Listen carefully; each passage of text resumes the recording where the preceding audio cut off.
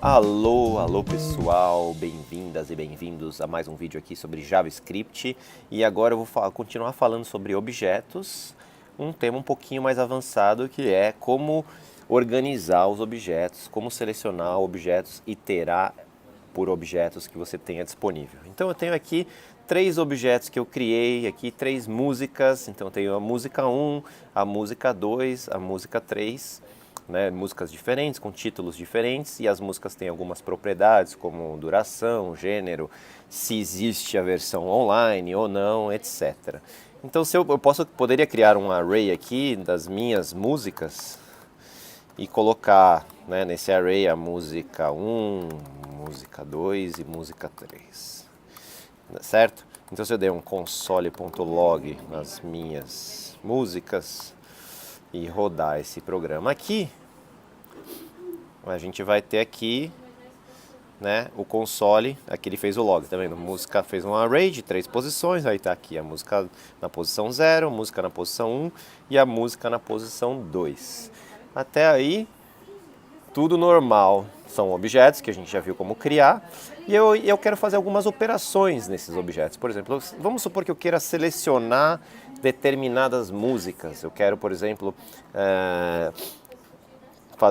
criar uma lista ou imprimir na tela as músicas que tem apenas todas as músicas que são online. Então como é que eu faço isso? Vou sempre fazer usando um for, né? Lembrando que existem dois tipos de for. A gente pode fazer o for naquele formato com índice, né? Então o índice começa no 0, termina no minhas músicas no tamanho, e aí eu pego um determinado elemento dessa maneira. Então esse é um jeito de fazer. Por exemplo, então se eu der um console.log no elemento título, então, por exemplo, aqui, o que eu estou fazendo aqui? Eu estou fazendo um loop em todas as músicas, pegando cada uma delas e imprimindo o título. Então se eu fizer isso aqui e rodar aqui, aí imprimiu Trem das Cores, estou feliz, vai malandra. Né? Então esse é um jeito de fazer. Tem aquela versão do for, a versão for element of minhas músicas, né? Que é a versão reduzida do for, que ela é mais interessante porque elimina toda essa complexidade de pegar o índice, né? Então é uma outra maneira de fazer também, que eu até gosto mais.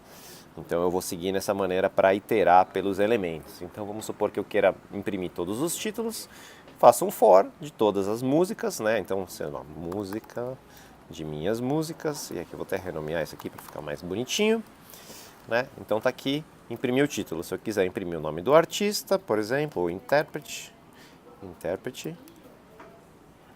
e rodar, aí ele imprimiu aqui os três intérpretes. Vou aumentar um pouquinho a fonte aqui, dessa parte.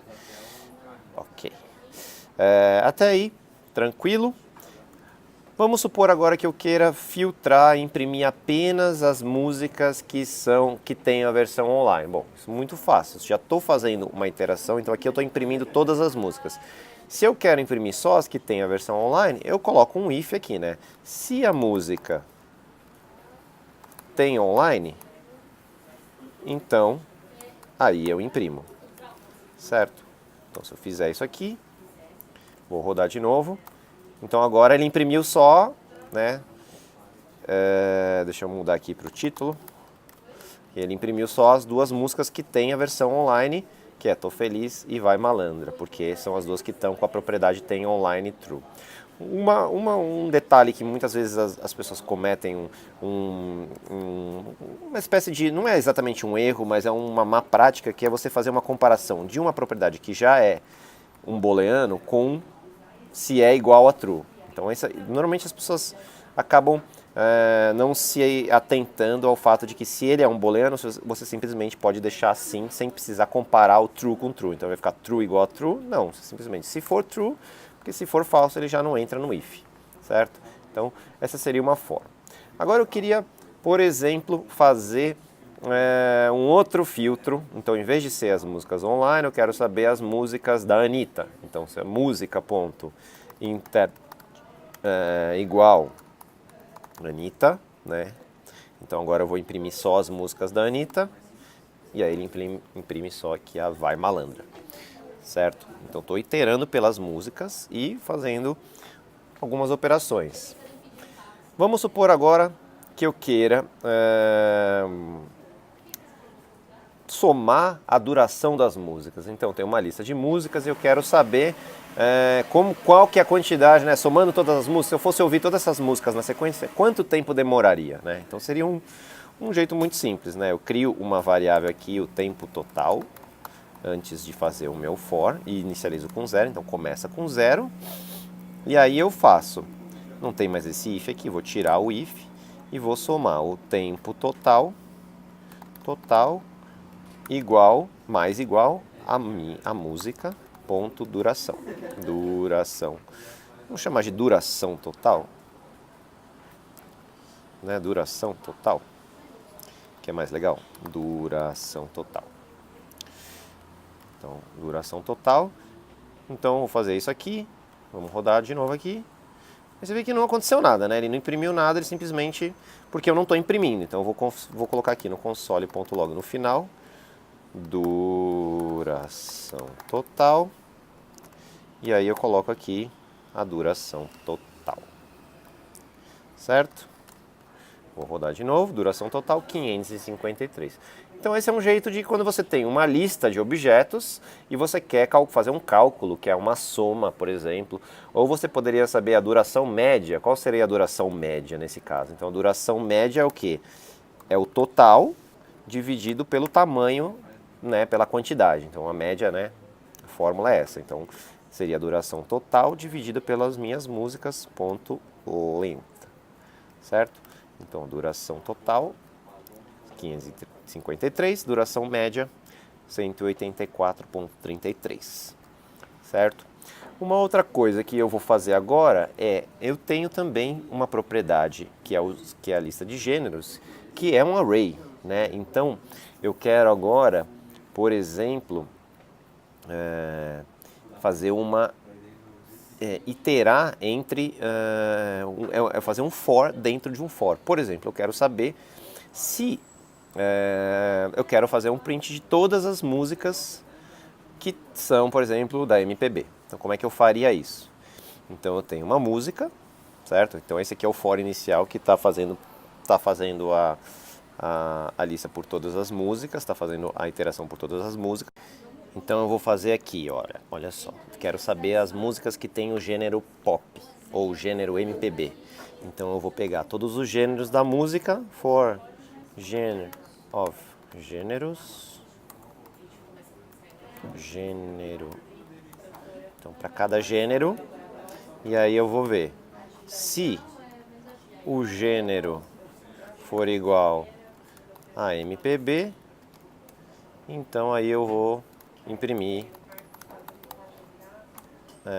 música.título. É isso aí. Aí vou rodar aqui.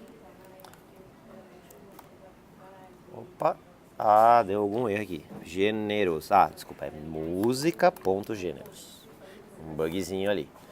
Então agora ele imprimiu o trem das cores e estou feliz. Se eu quisesse saber todas que são do gênero pop, eu faço isso aqui e ele vai imprimir o Vai Malandra, que é a única música que tem um gênero pop. Se eu quisesse saber quais são as músicas do gênero samba, eu rodaria isso aqui.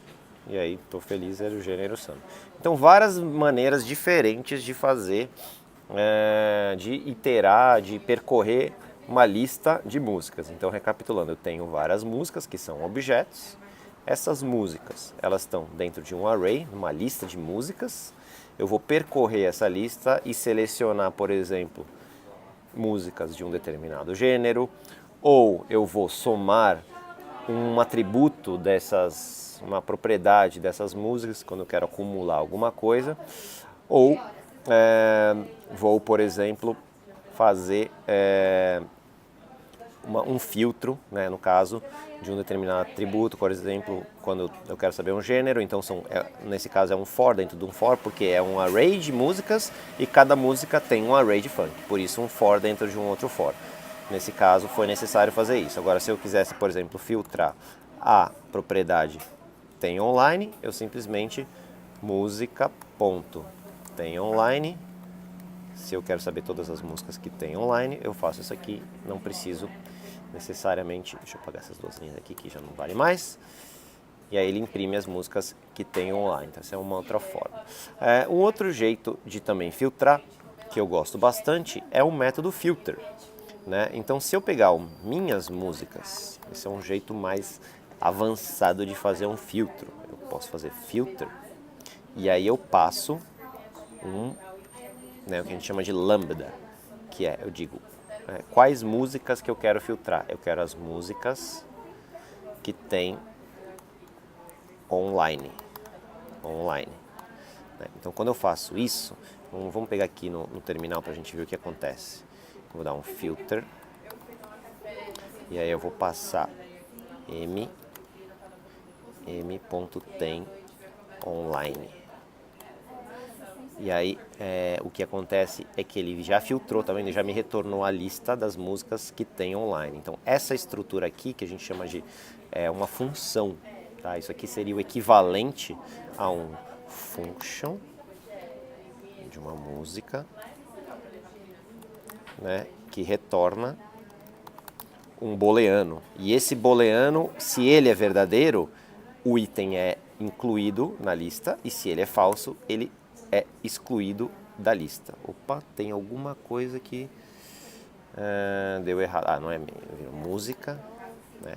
Então, isso é o equivalente a isso aqui. Então, esse é um jeito mais novo no JavaScript de fazer um filtro, tá? Então, esse é um jeito mais curtinho, mais avançado, que seria o equivalente a fazer um if dentro do for, tá?